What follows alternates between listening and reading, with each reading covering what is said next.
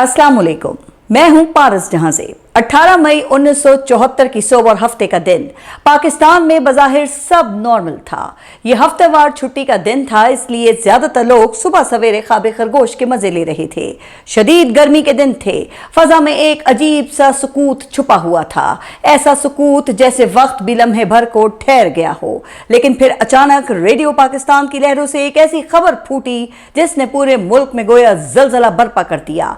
चंद जुमले मगर उनके असरात बिजली बनकर गिरे। यह खबर सिर्फ पाकिस्तान नहीं बल्कि पूरी दुनिया के लिए एक झटका थी। रियासती इदारों से लेकर सियासी हलकों तक, फौजी इस्टेब्लिशमेंट, सिविल हुकूमत, ऑपोजिशन, ब्यूरोक्रेसी और अवाम सब एक ही सवाल करने लगे कि यह हो क्या गया है। खबर यह थी कि भारत ने राजस्थान के सहरा पोखरान में एक कामयाब एटमी तजुर्बा कर लिया है। लेकिन रुकिए, आखिर ये 1974 का तजुर्बा ये कहां से आ गया? क्या भारत ने एटमी धमाके 1998 में नहीं किए थे? जब 11 और 13 मई के तजुर्बात के जवाब में पाकिस्तान ने 28 मई 1998 को चागी में अपने कामयाब एटमी धमाके कर डाले। लेकिन हकीकत यह है कि भारत ने अपना पहला एटमी तजुर्बा 1974 में ही स्माइलिंग बुद्धा के खुफिया कोड नेम से कर लिया था।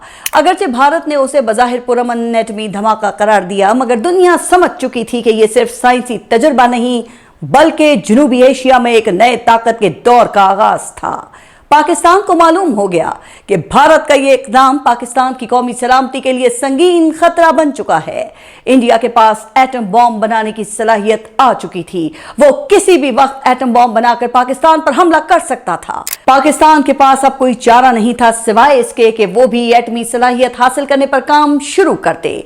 उस वक्त पाकिस्तान के वजीर आजम जुल्फिकार अली भुट्टो ने अपना ही एक तारीख साज फिक्रा दोहराया, हम घास खाएंगे लेकिन एटम बॉम्ब जरूर बनाएंगे। वैसे तो पाकिस्तान ने एटमी दौर की बुनियाद बहुत पहले रख दी थी। पाकिस्तान एटॉमिक एनर्जी कमीशन 1956 में कायम किया गया था। इसका बुनियादी मकसद इब्तिदा में सिर्फ पुरअमन एटमी तहकीक, तवानाई के जराए और साइंसी तरक्की शामिल था। डॉक्टर मुनीर अहमद खान और डॉक्टर IH उस्मानी जैसे नामवर साइंसदान इस पर काम कर रहे थे। उस वक्त दुनिया में पुरअमन मकासद के लिए एटमी प्रोग्राम की इजाजत थी, बल्कि अमेरिका ने तो इसकी हौसला अफजाई के लिए एटम्स फॉर पीस के नाम से एक प्रोग्राम भी मुतारिफ करवाया था, जिसमें पुरअमन मकासद के लिए पाकिस्तान समेत कई तरक्की पजीर ममालिक को लो एनरिच्ड यूरेनियम के लिए रिएक्टर्स फराहम किए गए थे।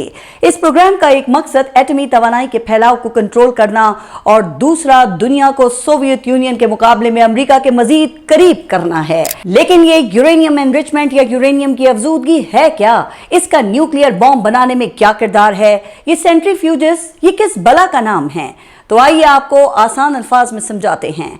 एटम बॉम्ब बनाने के लिए फिजिल मटेरियल की जरूरत होती है। ये वो मवाद है जो कि चेन रिएक्शन में काम आता है और इस मकसद के लिए इंतहाई रेडियो एक्टिव और अनस्टेबल अनासर की जरूरत है जो चेन रिएक्शन को जारी रख सकें। चेन रिएक्शन दो अनस्टेबल एटम्स को तोड़ देने का नाम है, जिससे इंतहाई खतरनाक एनर्जी खारिज होती है और ये चेन रिएक्शन मुसलसल जारी रहे तो इस कदर एनर्जी और रेडिएशन खारिज होती है कि पूरा शहर तबाह कर सकती है और इस तबाहशुदा शहर को कई सदियों के लिए इंसानी जिंदगी के लिए बंजर बना सकती है। यूरेनियम और प्लूटोनियम सिर्फ यही दो ऐसे अनासर हैं जो इस चेन रिएक्शन के लिए इस्तेमाल हो सकते हैं और इसमें भी यूरेनियम वो एलिमेंट है जिसका इस्तेमाल सबसे ज्यादा होता है। यूरेनियम का एटॉमिक मास U-238 है और इसमें बहुत मामूली तादाद में U-235 आइसोटोप्स होते हैं और यही एटम बॉम्ब बनाने में इस्तेमाल होते हैं। सादा जुबान में फर्ज करें कि अगर आपके पास 1 किलो यूरेनियम है तो इसमें सिर्फ 0.7% U-235 आइसोटोप्स होंगे। U-238 में से U-235 आइसोटोप्स को अलग करने के अमल को यूरेनियम की अफजूदगी या यूरेनियम एनरिचमेंट कहा जाता है। ये 3 से 5% अफजूदा शुदा यूरेनियम बिजली बनाने के लिए इस्तेमाल की जाती है और 20% तक यूरेनियम मेडिकल समेत मुख्तलिफ पुरअमन मकासद के लिए इस्तेमाल की जाती है। इसे लो एनरिच्ड यूरेनियम कहा जाता है। मगर एटम बॉम्ब बनाने के लिए आपको ऐसे यूरेनियम की जरूरत होती है जिसमें 90% तक U-235 आइसोटोप्स मौजूद हों और 90% तक अफसूदा शुदा यूरेनियम को वेपन ग्रेड यूरेनियम या हाईली एनरिच्ड यूरेनियम कहा जाता है। यूरेनियम की अफजूदगी के लिए लंबी सिलेंडर नुमा मशीनों में यूरेनियम को इंतहाई तेज तरीन रफ्तार से घुमाया जाता है, जिससे हल्के यानी कि U-235 आइसोटोप्स अलग कर लिए जाते हैं और ये एटम बॉम्ब की तैयारी का सबसे मुश्किल मरहला होता है। अगर आपके पास वॉरहेड हो और एक अदद एटम बॉम्ब का डिजाइन भी मौजूद हो, लेकिन आपके पास 90% तक अफसूदा शुदा यूरेनियम ना हो, तो आपका ये एटम बॉम्ब बेकार है। पाकिस्तान को भी यूरेनियम अफजूदगी के लिए इस अमल के एक इंतहाई माहिर साइंटिस्ट और सेंट्रीफ्यूजिस्ट की जरूरत थी। पाकिस्तान में पहले ही एटमी साइंसदान और माहिर फिजिक्स की किल्लत थी कि अचानक ऐसा हुआ कि पाकिस्तान में तो बौछार आ गया। पाकिस्तान के नामवर एटमी साइंसदान डॉक्टर अब्दुल सलाम ने न्यूक्लियर बॉम्ब प्रोजेक्ट का हिस्सा बनने से साफ इनकार कर दिया। जी हाँ, ये वही डॉक्टर अब्दुल सलाम हैं जिनको आगे चलकर फिजिक्स का नोबेल इनाम भी दिया गया, जबकि अक्सरियत का मानना है कि वो एटमी टेक्नोलॉजी के सिर्फ पुरअमन मकासद के इस्तेमाल के हामी थे। लेकिन बाज लोगों का कहना है कि चूंकि उनका ताल्लुक एक ऐसी मजहबी अकलियत से था जो मुसलमान होने की दावेदार है, लेकिन खत्म नबूवत के इनकार के बायस उन्हें 1973 के आईन में गैर मुस्लिम करार देकर उनके मजहब की तबलीग और अशात पर पाबंदियां आयद कर दी गई थी और डॉक्टर अब्दुल सलाम इस बात से नाला थे। वजह जो भी हो, लेकिन इस हसास मौके पर जब पाकिस्तान को अपनी बका और सलामती के लिए हर सूरत इस प्रोजेक्ट को कामयाब करना था, एक साइंसदान का अलग होना ये रियासत, हुकूमत और अवाम सबके लिए एक बहुत बड़ा सदमा था। लेकिन वो कहते हैं ना कि अल्लाह एक दर बंद करता है तो 100 दर खोल देता है। अगस्त और सितंबर 1974 में वजीर आजम जुल्फिकार अली भुट्टो को डॉक्टर अब्दुल कदीर खान के नाम से एक गुमनाम एटमी साइंसदान के खतूत मौसूल हुए, जिसमें एटम बॉम्ब की तैयारी में मदद की पेशकश की गई थी। भुट्टो ने पहले तो खत पर ज्यादा तवज्जो नहीं दी, लेकिन डॉक्टर अब्दुल कदीर खान ने दूसरे खत में बताया कि पाकिस्तान के लिए प्लूटोनियम का इस्तेमाल करना सूदमंद नहीं होगा। इसके लिए अफजूदा शुदा यूरेनियम दरकार है जिसमें वो मदद कर सकते हैं। ये खत पढ़कर भुट्टो के कान खड़े हो गए। वो ऐसे ही किसी शख्स की तलाश में तो थे, लेकिन क्या एक गुमनाम साइंटिस्ट के खुफिया खत पर भरोसा करना ठीक होगा? क्या ऐसे ही किसी भी शख्स को पाकिस्तान की हसास तरीन तंसीबात तक रसाई दी जा सकती है? इस मकसद के लिए वजीर आजम भुट्टो ने डॉक्टर अब्दुल कदीर खान से मुतालिक तहकीकात शुरू करवा दी और मुकम्मल ओके की रिपोर्ट मिलने पर उन्हें पाकिस्तान आने की दावत दी। डॉक्टर अब्दुल कदीर खान 1 अप्रैल 1936 को भारतीय शहर भोपाल में पैदा हुए। उनके वालिद अब्दुल गफूर खान एक स्कूल टीचर थे और महकमा तालीम से वाबस्ता थे, जबकि वालदा जुलेखा बेगम निहायत मजहबी और समझदार खातून थीं। घर का माहौल तालीम, नज़्म ज़ब्त और कौमी शऊर से भरपूर था, जिसने कम उम्री में ही अब्दुल कदीर खान की शख्सियत पर गहरा असर डाला। डॉक्टर अब्दुल कदीर खान के मुताबिक उनकी वालदा का ताल्लुक वादी तीरा से था, जबकि उनके वालिद का ताल्लुक अफगानिस्तान के इलाके गौर से था और वो औरंगज़ई पठान थे। डॉक्टर अब्दुल कदीर खान के आबा व अजदाद अफगानिस्तान के मशहूर बादशाह सुल्तान शहाबुद्दीन गौरी की फौज के साथ हिंदुस्तान आए थे और फिर भोपाल में बसकर यहीं के होकर रह गए थे। मेरा ताल्लुक भोपाल से है और भोपाल एक मुसलमान रियासत थी जहाँ पर ज़्यादातर पठान लोग ही थे। ये औरंगज़ेब के ज़माने में वहाँ जाकर बस गए थे, हम लोग औरंगज़ई थे। सुल्तान शहाबुद्दीन गौरी ने हिंदुस्तान के एक बादशाह पृथ्वीराज चौहान को एक इंतहाई खूरेज जंग में बदतरीन शिकस्त दी थी। इसलिए जब भारत ने पृथ्वी मिसाइल का तजुर्बा किया था तो उसके जवाब में डॉक्टर अब्दुल कदीर खान ने पाकिस्तान के सबसे पहले बैलिस्टिक मिसाइल का नाम गौरी तजवीज़ किया। डॉक्टर अब्दुल कदीर खान को सुल्तान शहाबुद्दीन से इस कदर उनसियत थी कि वो कहते हैं कि जब मैं 15 बरस यूरोप में गुजार कर वापस पाकिस्तान आया और मरहूम भुट्टो साहब की दरखास्त पर एटमी प्रोग्राम की बुनियाद डाली, तो मुझे मेरे मरहूम गार्ड सूबेदार सुब सादिक ने बताया कि वो जिला जेहलम की तहसील सोहावा के एक गांव में रहते हैं। डॉक्टर अब्दुल कदीर खान लिखते हैं कि मैं फौरन वहां गया और देखा कि एक कच्ची कब्र है जिस पर जनरल शेर अली खान ने कतबा लगाया हुआ है कि सुल्तान शहाबुद्दीन वहां दायमी आराम फरमा रहे हैं। उन्होंने आसपास की चंद किनाल जमीन खरीद कर खारदार तार लगा दिया था।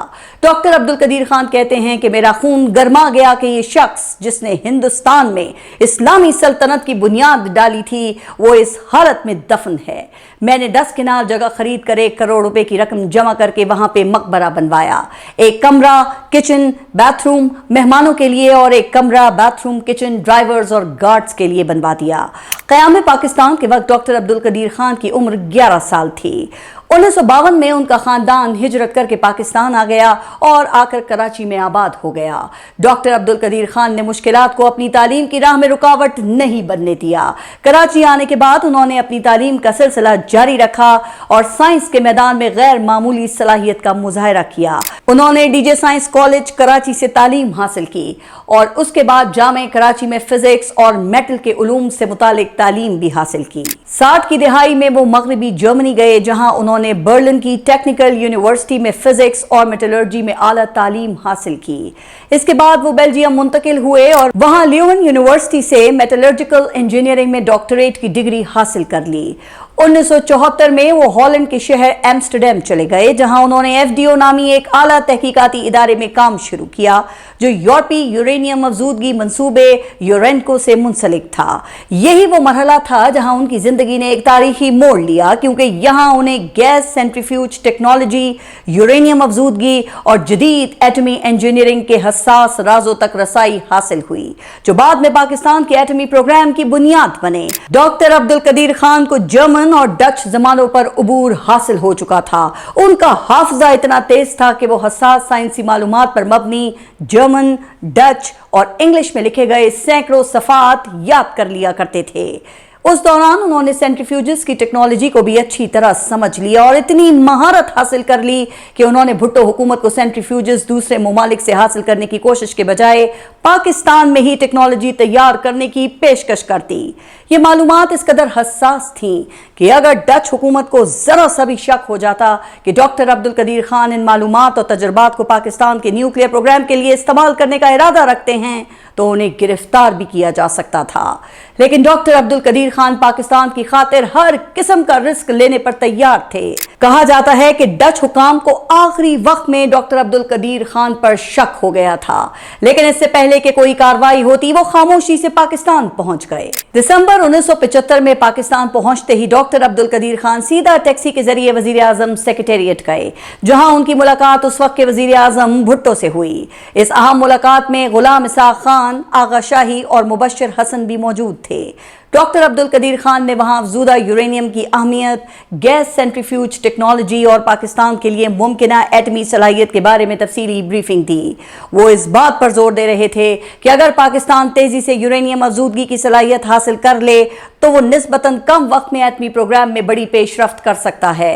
मुलाकात के इख्तिताम पर जुल्फिकार अली भुट्टो ने हाजरीन की तरफ देखते हुए मुख्तसर मगर मानी खेज जुमला कहा, ये शख्स ठीक कह रहा है। यही लम्हा बाद में पाकिस्तान के एटमी प्रोग्राम की तारीख में एक अहम मोड़ समझा गया और डॉक्टर अब्दुल कदीर खान की खिदमत हासिल करने का फैसला कर लिया गया। डॉक्टर अब्दुल कदीर खान ने एटॉमिक एनर्जी कमीशन के एडवाइजर के तौर पे काम शुरू कर दिया, लेकिन पाकिस्तान पहुंचकर उन्हें बहुत से शॉक्स लगे। एक तो पाकिस्तान का ब्यूरोक्रेटिक और अफसरशाही निजाम, जो हर काम में रोड़े अटकाना और उसे लंबा करना अपना फर्ज समझता था।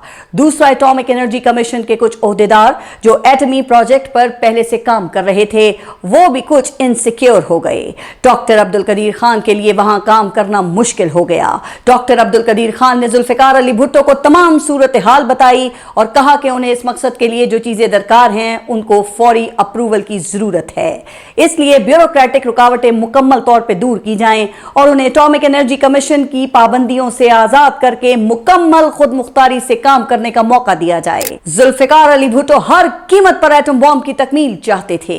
वो पाकिस्तान के एटम बॉम्ब को इस्लामी बॉम्ब कहा करते थे, यानी एक ऐसा बॉम्ब जो सिर्फ पाकिस्तान नहीं बल्कि पूरी उम्मत मुस्लिमा की हिफाजत करेगा। अब ये नारा कितना हकीकी था तो ये समझना मुश्किल है, लेकिन बज़ाहिर इस नारे का मकसद अमीर मुस्लिम ममालिक को मुतवज्जे करके उनसे फंडिंग हासिल करना था। जाहिर है एटम बॉम्ब बनाना कोई बच्चों का खेल थोड़ी है। इस मकसद के लिए अरबों डॉलर की फंडिंग दरकार थी। पाकिस्तान महज चंद साल पहले अपना मशरकी बाजू खो चुका था और बड़ी ही मुश्किल से मगरबी पाकिस्तान में हालात बहाल हुए थे। पाकिस्तान की मईशत कमजोर थी और इतना महंगा प्रोजेक्ट जिसे मुकम्मल करने में अमीर ममालिक को भी दांतों में पसीने आ गए थे, वो पाकिस्तान के बस की बात ही नहीं थी। इसमें शक नहीं कि तमाम तर कमजोरियों और बुराइयों के बावजूद भुट्टो एक इंतहाई ज़हीन और करिश्माती शख्सियत के मालिक थे। वो एक मुहिब्बे वतन भी थे और उनके लिए पाकिस्तान का एटमी प्रोग्राम एक चैलेंज था। इस मकसद के लिए उन्होंने तमाम इस्लामी मुमालिक को इकट्ठा भी कर लिया और फरवरी 1974 में लाहौर में इस्लामी सरबराही कॉन्फ्रेंस भी मुनक्किद कर डाली थी, जिसमें लीबिया के कर्नल मोहम्मद कद्दाफी, सऊदी अरब के फरमारवा शाह फैसल, मिस्र के अनवर सादात, ईरान के रजा शाह पहलवी, फलस्तीन के यासिर अरफात समेत पूरी दुनिया के मुसलमान हुक्मरान शरीक हुए थे। लिहाजा जुल्फिकार अली भुट्टो डॉक्टर अब्दुल कदीर खान का मसला समझ गए और उन्होंने डॉक्टर अब्दुल कदीर खान के लिए एक मुकम्मल, खुद मुख्तार और अलग इदारा कायम करने का हुक्म दिया और 1976 में कहूटा में खान रिसर्च लैब्स का क़याम हो गया। ये इदारा डॉक्टर अब्दुल कदीर खान के नाम पर ही कायम किया गया, लेकिन आज ये इदारा कहूटा रिसर्च लैब्स के नाम से जाना जाता है। डॉक्टर अब्दुल कदीर खान ने जर्मनी, बेल्जियम और हॉलैंड में हासिल किए गए तमाम तजुर्बात और महारत यहां पर लगा दी और इस प्रोजेक्ट को प्रोजेक्ट 706 का खुफिया कोड नेम दिया गया। ये मंसूबा इंतहाई खुफिया था और पाकिस्तान की कौमी सलामती इसी एक मंसूबे पर मुनहसर थी। अगर दुनिया को जरा भी भिनक पड़ जाती कि यहां पर एटम बॉम्ब के लिए यूरेनियम एनरिचमेंट का काम हो रहा है तो पूरी दुनिया में जैसे जलजला आ जाता, पाकिस्तान पर आलमी पाबंदियां आयद हो जाती और पाकिस्तान को यह प्रोजेक्ट बंद करना पड़ता। हाँ, लेकिन अगर आपको बॉलीवुड की फिल्में पसंद हैं तो उनके मुताबिक भारत की खुफिया एजेंसी रॉ ने पाकिस्तान के एटमी प्रोग्राम का सुराग लगा लिया था, लेकिन उन फिल्मों का हकीकत से इतना ही ताल्लुक है जितना नरेंद्र मोदी और नेतन्याहू का इंसानियत से है। कहूटा में जदीद लेबोरेटरीज, इंजीनियरिंग यूनिट्स और तहकीकाती सहूलियात कायम की गईं।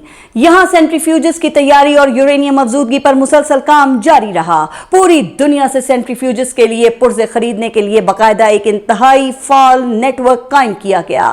वक्त के साथ साथ ये इदारा पाकिस्तान के एटमी प्रोग्राम का मरकजी सुतून बन गया और इसी के जरिए पाकिस्तान एटमी सलाहियत हासिल करने के फैसला कुन मोड़ की तरफ बढ़ने लगा। लेकिन पाकिस्तान तो फिर पाकिस्तान है, यहां कल क्या हो जाए ये किसने जाना है। 1977 में पाकिस्तान में इलेक्शन हुए और जुल्फिकार अली भुट्टो भारी अक्सरियत हासिल करके वजीर आजम बन गए। अपोजिशन जमातों ने भुट्टो पर धांधली के इल्जामात आयद किए और पूरे मुल्क में निजाम मुस्तफा तहरीक के नाम से भुट्टो मुखालिफ तहरीक का आगाज हो गया। अपोजिशन जमातों ने जलसे शुरू कर दिए और पाकिस्तान में पुरतशद्दुद वाकयात होने लगे और 5 जुलाई 1977 को जनरल ज़ियाउल हक ने मार्शल लॉ लगाकर भुट्टो हुकूमत खत्म कर दी और फिर 4 अप्रैल 1979 को जुल्फिकार अली भुट्टो को फांसी दे दी गई। ये वाकया पाकिस्तान के एटमी प्रोग्राम के लिए धचका था, क्योंकि ये प्रोग्राम जुल्फिकार अली भुट्टो ने ही शुरू किया था और वही डॉक्टर अब्दुल कदीर खान को लेकर आए थे। खदशा था कि अब शायद ये प्रोग्राम रुक जाएगा या बहुत पीछे चला जाएगा, लेकिन यहां जनरल ज़ियाउल हक ने भी भुट्टो की तरह अपनी तमाम तर कमजोरियों और बुराइयों के बावजूद पाकिस्तान की कौमी सलामती से कोई समझौता नहीं किया और वतन की मट्टी से वफा निभाई। जनरल ज़ियाउल हक ने इसी तरह इस प्रोग्राम को जारी रखा जिस तरह यह उनसे पहले जारी था। उन्होंने पाकिस्तान के एटमी प्रोग्राम के लिए तमाम वसाइल मुहैया किए, बल्कि पाकिस्तान को एक फायदा यह भी हुआ कि अफगानिस्तान में जारी सोवियत यूनियन के खिलाफ जंग में अमरीका का इत्तहादी बनने की वजह से अमरीका ने पाकिस्तान के एटमी प्रोग्राम पर ज्यादा तवज्जो ही नहीं दी। अमरीका को उस वक्त पाकिस्तान की जरूरत थी और अमरीका का वलीन मकसद सोवियत यूनियन की शिकस्त और सर्द जंग का खात्मा था। लेकिन यहां जनरल ज़ियाउल हक के हवाले से एक वाकया बहुत ही मशहूर है। हुआ कुछ यूं कि 1986 के आखिर में पाकिस्तान और भारत के ताल्लुकात खराब हो गए। भारत ने राजस्थान में पाकिस्तानी सरहद के करीब ऑपरेशन ब्रास टैक्स के नाम से बहुत बड़ी फौजी मशकें शुरू कर दी। उन मशकों को देखकर अंदाजा हो गया कि भारत पाकिस्तान पर हमला करने का इरादा रखता है। जनरल ज़ियाउल हक को डॉक्टर अब्दुल कदीर खान समेत पाकिस्तान के एटमी साइंसदानों पर इतना भरोसा था कि उन्होंने भारत के दौरे का फैसला किया, जिसे भारतीय वजीर आजम राजीव गांधी ने कबूल कर लिया। 21 फरवरी 1987 को जनरल ज़ियाउल हक भारत के दौरे पर गए और राजीव गांधी से मुलाकात की। कहा जाता है कि जनरल ज़ियाउल हक ने राजीव गांधी से गले मिलते हुए उनके कान में सरगोशी की, मिस्टर राजीव, अगर आपने पाकिस्तान पर हमला करने का सोचा तो इस मर्तबा पाकिस्तान और इंडिया के दरमियान रिवायती जंग नहीं बल्कि मुकम्मल एटमी जंग होगी जो भारत की तबाही पर खत्म होगी। पाकिस्तान के अलावा दुनिया में 57 इस्लामी मुमालिक हैं, लेकिन अगर भारत खत्म हो गया तो दुनिया से से आपके मजहब का खात्मा हो जाएगा। कहा जाता है कि ये सुन के राजीव गांधी लरस गए और उनके चेहरे का रंग फक हो गया और उन्होंने न सिर्फ पाकिस्तान पर हमले का मंसूबा खत्म कर दिया बल्कि ये फौजी मशकें बंद कर दी। 17 अगस्त 1988 को जनरल जियाउल हक तैयारा हादसे में जाँ बहक हो गए और मुल्क में 90 की दिहाई की सियासत शुरू हो गई। मियां मोहम्मद नवाज शरीफ वजीर आजम बनते और बरतरफ होते, बेनजीर भुट्टो वजीर आजम बनती और बरतरफ होती। ये सिलसिला अक्टूबर 1999 तक चला, लेकिन इस दौरान एटम बॉम्ब की तैयारी पर मुसलसल काम होता रहा। पाकिस्तान में अब तक बनने वाली तमाम हुकूमतों ने एटम बॉम्ब की तैयारी में भरपूर ताउन किया। इस मंसूबे को मुकम्मल खुफिया रखा गया और तमाम वसाइल मुहैया किए जाते रहे। यूं ये प्रोजेक्ट कामयाबी के नजदीक पहुंच गया। अब सिर्फ एक मरहला बाकी था। उस दौरान पाकिस्तान ने खुफिया तौर पे कोल्ड टेस्ट भी किए। कोल्ड टेस्ट लेबोरेटरी के कंट्रोल्ड माहौल में किए जाने वाला तजुर्बा होता है जिससे अंदाजा होता है कि एटमी तजुर्बा कामयाब हो सकता है या नहीं। पाकिस्तान को कोल्ड टेस्ट में इब्तदाई नाकामियों के बाद कामयाबी मिल ही गई। अब सिर्फ एक हॉट टेस्ट करके दुनिया को बताने का इंतजार था और फिर भारत ने वो मौका खुद ही फराहम कर दिया। 11 मई 1998 को भारतीय वजीर आजम अटल बिहारी वाजपेयी ने बड़े फख्र से ऐलान किया कि भारत ने कामयाब एटमी तजुर्बात कर लिए हैं और अब भारत एक डिक्लेयर्ड न्यूक्लियर ताकत है। India conducted 3 underground nuclear test in the Pokhran lake. इन तजुर्बात ने दुनिया को हिला दिया। पाकिस्तान के हुकूमती हलकों में बहस छिड़ गई कि एटमी तजुर्बा किया जाए या नहीं। अमेरिकी सदर बिल क्लिंटन ने डॉलर की बोरियों के मुंह खोल दिए और एटमी तजुर्बात की सूरत में सख्त पाबंदियों की धमकियां वो देने लगे। पाकिस्तान पर एटमी धमाके न करने का शदीद दबाव था। अब यहां पर खुद डॉक्टर अब्दुल कदीर खान भी कॉन्ट्रडिक्टरी बयानात दे चुके हैं। एक जगह उन्होंने एटमी धमाकों का फैसला करने का क्रेडिट मियां मोहम्मद नवाज शरीफ को दिया, लेकिन एक जगह उन्होंने कहा कि नवाज शरीफ एटमी धमाके नहीं करना चाहते थे, उन पर फौज का दबाव था, इसलिए उन्होंने फैसला किया। फैसला नवाज शरीफ साहब पर छोड़ दिया गया कि वो करें। नवाज शरीफ साहब तो पटाखा भी नहीं फोड़ सकते थे, वो न फोड़ने के काबिल हैं। और फिर पाकिस्तान ने 28 मई 1998 को वो कर दिखाया जिसकी दुनिया को तवक्को भी नहीं थी। पाकिस्तान ने 6 कामयाब एटमी धमाके करके दुनिया को दिखा दिया था कि हम किसी से कम नहीं हैं। पूरी कौम सजदा शुक्र बजा लाई। पाकिस्तान का दिफा नाकाबिले तस्खीर हो चुका था। अब किसी दुश्मन को पाकिस्तान पर हमला करने की जुर्रत नहीं थी। पाकिस्तान और भारत के एटमी तजुर्बात ने दुनिया को हिला दिया। दुनिया के तमाम ममालिक के एटमी प्रोग्राम्स की सख्त निगरानी की जाने लगी और इन ममालिक में ईरान भी शामिल था जो नॉन प्रोलिफरेशन ट्रीटी या NPT का सिग्नेटरी था। ईरान के नेतांज शहर में वाक़े एटमी रिएक्टर के हवाले से दुनिया को शक हुआ तो ईरान पर उसके मुआयने की इजाजत देने का दबाव बढ़ने लगा। ईरान पर सख्त तरीन पाबंदियां आयद हो गईं। आखिर अगस्त 2002 में ईरान ने अक़वाम मुत्तहिदा के तहत एटमी हथियारों के फैलाव की रोकथाम की इंटरनेशनल एटॉमिक एनर्जी एजेंसी या IAEA को मुआयने की इजाजत दे दी। इन साइट्स में यूरेनियम मौजूदगी का कोई सबूत तो ना मिल सका, लेकिन वहां के सेंट्रीफ्यूजेस के मुआयने में जो बात सामने आई उसने दुनिया को हिला दिया। इन सेंट्रीफ्यूजेस के डिजाइन यूरोपीय यूनियन के इदारे यूरेनको से मुमासलत रखते थे, जहां डॉक्टर अब्दुल कदीर खान काम करते रहे और यही डिजाइन पाकिस्तान के सेंट्रीफ्यूजेस के भी थे। तहकीकात हुई तो पता चला कि यह टेक्नोलॉजी एक नेटवर्क के जरिए ईरान और लिबिया समेत कुछ दीगर ममालिक को भी फराहम की गई है। इस नेटवर्क को डॉक्टर अब्दुल कदीर खान नेटवर्क का नाम दिया गया और पाकिस्तान पर पाबंदियों की बातें होने लगी। ये वक्त पाकिस्तान के लिए बहुत मुश्किल था। यकीनन डॉक्टर अब्दुल कदीर खान इतनी महंगी, बड़ी और हसास टेक्नोलॉजी सिर्फ अपने बलबूते पर तो ट्रांसफर नहीं कर सकते थे। पाकिस्तान में हंगामी इजलास हुए और फिर एक ही फैसला हुआ कि पाकिस्तान की बचत का तकाजा यह है कि डॉक्टर अब्दुल कदीर खान तमाम इल्जामात अपने ऊपर ले लें। डॉक्टर अब्दुल कदीर खान पाकिस्तान को बचाने की खातिर तमाम इल्जामात कबूल करने पर तैयार हो गए। उस वक्त के सदर जनरल परवेज मुशर्रफ से मुलाकात के बाद डॉक्टर अब्दुल कदीर खान ने PTV पे तमाम इल्जामात कबूल कर लिए और पाकिस्तान को क्लीन चिट मिल गई। The investigation has established that many of the reported activities did occur and that these were inevitably initiated at my behest. In my interviews with the concerned government officials, I was confronted with the evidence and the findings and I have voluntarily admitted that much of it is true. ये अफसोसनाक मनाजिर देखकर हर पाकिस्तानी रो पड़ा। Doctor Abdul Qadeer Khan दुनिया की नजर में तो zero बन गए, लेकिन पाकिस्तानियों की नजर में वो हीरो से सुपर हीरो बन गए। इस वाक़े के बाद डॉक्टर अब्दुल कदीर खान की सिक्योरिटी इंतहाई सख्त कर दी गई। खदशा था कि कोई बैरूनी एजेंसी उनको निशाना बना सकती है।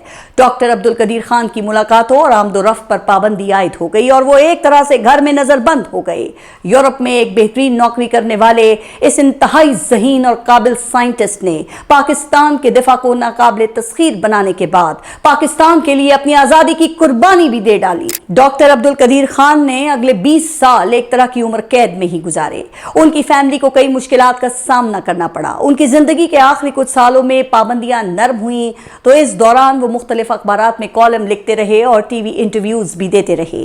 और 10 अक्टूबर 1921 को पाकिस्तान का ये रोशन सितारा गुरूब हो गया।